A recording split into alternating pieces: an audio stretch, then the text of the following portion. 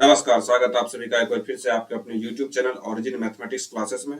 आज हम आप लोग के पास डोज 4 लेकर के आए हैं। हमें उम्मीद है कि आप लोग को सॉरी, यहाँ डोज 3 लिखा हुआ है, आपको डोज 4 होगा। यहाँ पर मिस प्रिंट हो चुका है, तो आप लोग उसको डोज 4 समझें। ठीक है, तो चौथा क्लास आपके लिए आज ऑब्जेक्टिव का बहुत ही महत्वपूर्ण आप लोग के लिए होगा। हम उम्मीद है कि आप लोग बहुत अच्छा तरीके से बुक लेकर के और पेन लेकर के बैठे होंगे, सारे सवाल को एकदम आसानी तरीका से सॉल्व करते होंगे। और आप लोग को ये वीडियो बहुत हेल्पफुल लगेगा, तो इसको लाइक और सब्सक्राइब और दोस्तों को शेयर जरूर कर दें। चलिए आइए चलते हम लोग सबसे पहले देखेंगे, आज सबसे इंपॉर्टेंट चीज को देखेंगे कि इनवर्स ऑफ मैट्रिक्स कैसे निकाला जाता है, किसी मैट्रिक्स का इनवर्स कैसे निकालेंगे, और इस पर जो एमसीक्यू बनता है उस पर हम आज फोकस किए हैं। ठीक है, पहला सवाल है कि यदि ए बराबर इतना है तो इसका इनवर्स निकालिए। आपको पता होना चाहिए कि सबसे पहला कि ए इनवर्स का फॉर्मूला क्या होता है। तो ए इनवर्स का फॉर्मूला होता है एडजॉइंट ए बटे में डिटर्मिनेंट्स ए। एडजॉइंट ए बटे डिटर्मिनेंट्स ए। आपको याद होना चाहिए कि किसी मैट्रिक्स का इनवर्स निकालने के लिए सबसे पहले हमको क्या निकालना होगा। तो सबसे पहले हमको इसका वैल्यू निकालना होगा, डिटर्मिनेंट ए निकालना होगा, और फिर इसका एडजॉइंट निकालना होगा। तो हम सबसे पहले क्या करते हैं, इसका डिटर्मिनेंट्स निकाल लेते हैं। तो डिटर्मिनेंट्स क्या होगा, आप थोड़ा ज्ञान ध्यान से देखिएगा।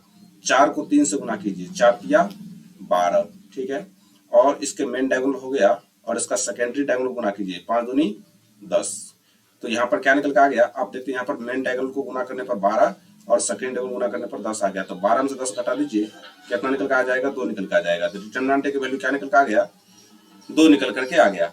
अगर आप इसका एडजॉइंट निकालने के लिए जाते हैं, तो एडजॉइंट बराबर हमने आपको पढ़ाया था कि मेन डायगोनल को चेंज कर दो। ये मेन डायगोनल है ना, इसको क्या करना है, चेंज करना है। 4 यहाँ है, 3 यहाँ है, तो 3 यहाँ जाएगा, 4 यहाँ आएगा, 3 यहाँ जाएगा, 4 यहाँ आएगा। और सेकेंडरी डायगोनल के चिन्ह को परिवर्तित करना है, यानी कि -2 यहाँ पर, और यहाँ पर माइनस क्या हो जाएगा, 5 हो जाएगा। अगर हम ए इनवर्स का वैल्यू को यहाँ पर रखते हैं तो ए इनवर्स बराबर हो जाएगा एडजॉइंट ए बटे में 1 बटे डिटर्मिनेंट्स। तो 1 बटे डिटर्मिनेंट्स ए है, यानी कि 1 बटे क्या हो जाएगा, 2 हो जाएगा। और आप जानते हैं कि एडजॉइंट ए है, तो एडजॉइंट ए का वैल्यू कितना निकल कर आ रहा है, ये आपको दिख रहा होगा, 3 -2 -5 एंड 4। तो इस प्रकार से आपको कौन सा ऑप्शन दिख रहा है, तो 1/2 यहाँ पर दिख रहा है, ऑप्शन बी इसका सही आंसर हो जाएगा आपको। ठीक है, ऐसे भी इसको बहुत आसानी तरीका से हम समझ सकते हैं। और देखिए, अगर इसको शॉर्टकट में बनाना हो तो क्या करेंगे, इसके लिए आपको थोड़ा सा ध्यान रखना होगा। ठीक है, आइए देखते हैं आपको कैसे शॉर्टकट में इसको बनाया जाता है। जैसे मान लेते हैं कि हमको कुछ पता नहीं है, ठीक है, और हमको क्या करना है, चलिए अब देखिए, सबसे पहले क्या करना है, आपको इस बात का ध्यान देना है कि इसका वैल्यू कितना आ रहा है। तो 4 तिया 12, यहाँ पर हमने 12 लिख दिया, और 5 दूनी 10, यहाँ क्या आ गया, 10 आ गया। तो 12 में से जब 10 घटाते हैं तो कितना आ गया, 2, यानी कि किससे डिवाइड करना है, 2 से डिवाइड करना है। क्या यहाँ 2 से डिवाइड है, नहीं, इसका मतलब ये ऑप्शन नहीं होगा। क्या यहाँ 2 से डिवाइड है, नहीं, ये भी ऑप्शन नहीं। क्या यहाँ पर 2 से डिवाइड है, नहीं, यहाँ पर 2 से डिवाइड है, ऑप्शन 20 का सही आंसर हो जाएगा। बिना बनाए भी आप इसको सॉल्व कर सकते हैं। करा के किस मान के लिए, अब ये जो है एक सिंगुलर मैट्रिक्स है। आपको बताए थे कि सिंगुलर मैट्रिक्स कोई भी जो होता है वो डिटर्मिनेंट ए का वैल्यू किसके बराबर होता है, 0 के बराबर होता है, तब जाकर वो क्या कहलाता है, तब वो सिंगुलर मैट्रिक्स कहलाता है। ठीक है, हम इस पेन को थोड़ा सा मोटा कर सकते हैं, अभी छोड़ दीजिए। तो हम एक काम करते हैं, इसका वैल्यू निकाल लेते हैं। यहाँ पर है 4k, और यहाँ पर है 9, यहाँ है 4, और यहाँ पर है k। ये बराबर क्या हो जाएगा, 0 के बराबर हो जाएगा। 4k को k से गुना करेंगे, 4k² माइनस 9 को 4 से गुना कीजिए, 9 चौके 36, बराबर हो जाएगा 0। अगर आप यहाँ से 4k का स्क्वायर का मान निकालते हैं तो -36 हो जाएगा, +36, और 4 से हम भागा देंगे 36 में, तो k² बराबर हो जाएगा 9। और आप जैसे कि जानते हैं कि k बराबर +-√9, और k बराबर क्या हो जाएगा, +-3। इसका सही आंसर हो जाएगा ऑप्शन सी, इसका सही आंसर हो जाएगा। सवाल कर रहा है कि यदि ए कोई m कोटि का वर्ग आव्यूह है तो एडजॉइंट ए का डिटर्मिनेंट्स का वैल्यू क्या होगा। मैंने आपको इससे पहले ही थ्योरी में पढ़ाया था कि यदि ए कोई, मान लेते हैं कि एक मैट्रिक्स है, ये कितना रो कितना कॉलम का है, तो m रो m कॉलम का है। ठीक है, तो याद रखना, दो बातें आपको याद रखने के लिए बताए थे। सबसे पहली बात बोले थे कि एडजॉइंट ए का डिटर्मिनेंट जो है, एडजॉइंट ए का डिटर्मिनेंट जो है, ये हो जाएगा आपको determinant a to the power m-1 into I. और इसी का दूसरा चीज पूछ लिया जाता है k इंटू ए का डिटर्मिनेंट क्या होगा, तो बताए थे k to the power m minus 1 into determinant a। ये दो बातें आपको याद रखना होगा। तो यहाँ पर सवाल कहा जा रहा है कि इसका ऑर्डर क्या है, m कोटि का है, तो बताइए कि एडजॉइंट a का मान क्या होगा, तो a to the power m minus 1 into determinant i।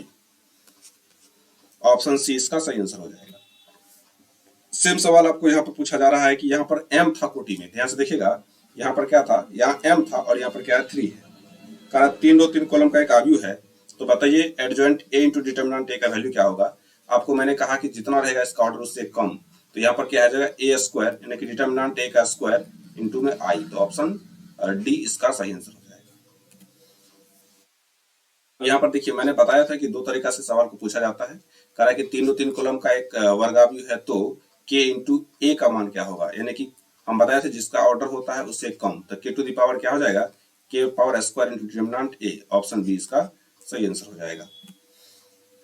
निम्नलिखित में कौन सा एक आव्यूह सिंगुलर मैट्रिक्स है। याद रखना कोई मैट्रिक्स सिंगुलर तभी होता है जब उसका डिटर्मिनेंट किसके बराबर हो, 0 के बराबर हो। तो निकालते हैं हम लोग वैल्यू, इसका वैल्यू निकाल लीजिए। जब आप इसके वैल्यू को निकालने के लिए आते हैं तो 3 तिया 9 और माइनस 7 को 5 से गुना करेंगे माइनस 35, तो प्लस 35, ये कभी भी 0 के बराबर नहीं आएगा। इसका मतलब ये ऑप्शन तो होगा नहीं। इसको गुना कीजिए, 4 तिया 12 माइनस 6 दूनी 12, 12 में से 12 गया तो 0, यानी कि बी क्या हो जाएगा, सिंगुलर मैट्रिक्स हो जाएगा। जिसका डिटर्मिनेंट 0 के बराबर निकल के आ गया वो सिंगुलर मैट्रिक्स हो जाता है। 7वां सवाल में आइए, सवाल का छठा सवाल में आइए। छठा सवाल कहता है कि यदि एक बराबर एक यूनिट मैट्रिक्स दे रखा है तो कह ए का पावर 100 का मान क्या होगा। याद रखना इस चीज को कि यूनिट मैट्रिक्स पर पावर कुछ भी रहेगा, यूनिट मैट्रिक्स पर पावर कुछ भी रहेगा तो ये यूनिट मैट्रिक्स ही आता है, तो ऑप्शन सी इसका सही आंसर हो जाएगा। सवाल कहा जा रहा है कि यदि ए कोई वर्ग आव्यूह है तो ए प्लस ए का ट्रांसपोज का मान क्या होगा। तो एक बात को हमेशा याद रखना, जब प्लस दिखे और ए कोई भी वर्ग आव्यूह दिखे तो ए प्लस ए का ट्रांसपोज जो है एक सममित आव्यूह होता है। अगर यहाँ माइनस हो जाता तो विषम सममित आव्यूह हो जाता। सवाल आपके सामने में ये लिखा हुआ है कि ए बराबर 1 1 -1 -1, तो इसका इनवर्स क्या होगा। हम आपको बोले थे इनवर्स निकालने के लिए सबसे पहले इसका डिटर्मिनेंट चेक करना होगा, ये कहीं 0 के बराबर तो नहीं है। आइए चेक कर लेते हैं। 1 को 1 से गुना करेंगे तो 1, माइनस को -1 से गुना करेंगे तो 1, तो 1 में से 1 का क्या हो जाएगा 0, यानी कि डिटर्मिनेंट के वैल्यू क्या आ गया 0 आ गया। इसका मतलब ये कौन सा मैट्रिक्स है, ये सिंगुलर मैट्रिक्स है, मतलब इसका इनवर्स संभव नहीं है, इसका इनवर्स संभव नहीं है। तो ऑप्शन डी क्या हो जाएगा, इसका आंसर हो जाएगा। अब देखिए 9 का सवाल भी आपको बहुत बेहतर तरीका से समझ में आना चाहिए। हम लोग अब इसको सॉल्व नहीं करेंगे, बस दिमाग का इस्तेमाल करेंगे और इसका वैल्यू निकालेंगे। कह रहा है कि ए इनवर्स का मान क्या होगा। देखिए हम सबसे पहले आपको बताए हैं कि इनवर्स निकालने के लिए आपको पता होना चाहिए कि इसका मेन डायगोनल क्या होता है, चेंज करता है। यानी कि यहाँ 1 होना चाहिए, यहाँ 5 होना चाहिए। तो यहाँ पर 1 है, यहाँ 5 है, मतलब ऑप्शन ए को भी सही है। 1 है 5 है, मतलब सी भी हो सकता है। 1 है 5 है, बी भी हो सकता है। 4 है 7 है, मतलब ये तो कभी नहीं होगा। एक ऑप्शन तो चल गया। हम लोग अब सेकेंडरी में चलते हैं। सेकेंडरी डायगोनल का क्या होता है, तो इसका चिन्ह बदल जाता है, अंक नहीं बदलता लेकिन चिन्ह बदल जाता है। यानी कि ये -1 तो +1 और माइनस या +2 तो -2 हो जाएगा, मतलब -2 है, यहाँ 1 है। यहाँ पर देखिए 5 है, यहाँ 1 होना चाहिए, मतलब यहाँ पर ऑप्शन ए भी गलत हो गया। अब दोनों में देखिए 1 है -2 है, 1 है -2 है, 1 है 5 है, मतलब सी और बी दोनों का दोनों सेम है। अब इसका मान निकाल लीजिए। 5 में से 5 को 1 से गुना कीजिए, 5 हो जाएगा। मेन डायगोनल गुना करने पर 5 आ गया, सेकेंडरी डायगोनल गुना करने पर -2 आ जाएगा। और जब हम 5 में से -2 को घटाएंगे तो 5 में से माइनस माइनस क्या हो जाएगा +2, तो यहाँ पर कितना निकल आ जाएगा 7। यानी कि कौन सा ऑप्शन 7 से भागा में है, ये 2 से भागा में है, तो मतलब ये ऑप्शन नहीं होगा, ऑप्शन बी इसका सही आंसर हो जाएगा। ठीक है, इसका वैल्यू लिखा हो, इसको डिटर्मिनेंट इसको कर देना है। ठीक है, कह रहा है कि बताइए डिटर्मिनेंट ए का मान क्या होगा। आपको दिमाग लगाना है। देखिए कैसे दिमाग लगाते हैं। कौन सा, यानी कि तीसरा रो जो है ये बड़ा है, इसका मतलब है कि कहीं ना कहीं R1 और R2 में कुछ न कुछ रिलेशन है। तो 27 है, इसका मतलब 25 के आसपास है। आइए तो गुना कीजिए, 5 को 5 से गुना कीजिए 25, और 25 में 2 क्या कर दीजिए जोड़ दीजिए, 27 जुड़ गया। 4 में 5 से गुना कीजिए 20, और 20 में 4 जोड़ दीजिए 24 आ गया। और आपको 7 में 5 से गुना कीजिए 35, 35 8 क्या हो जाएगा, तो 35 8 43 हो जाएगा। इस प्रकार से आपका आंसर क्या निकल कर आ जाएगा, 0 निकल करके आ जाता है। 11 का सवाल में चलते हैं हम लोग और सवाल को बनाते हैं। हम जानते हैं कि एरिया निकालने के लिए आपको बस तरीका बताए थे कि सबसे पहले 5 7, तो 5 को यहाँ पर, 7 को यहाँ पर, फिर 7 2, 7 यहाँ 2 यहाँ, फिर 4 यहाँ 3 यहाँ। अब लास्ट में क्या करेंगे, फिर इसको रिपीट कर देंगे। ठीक है, आ जाइए।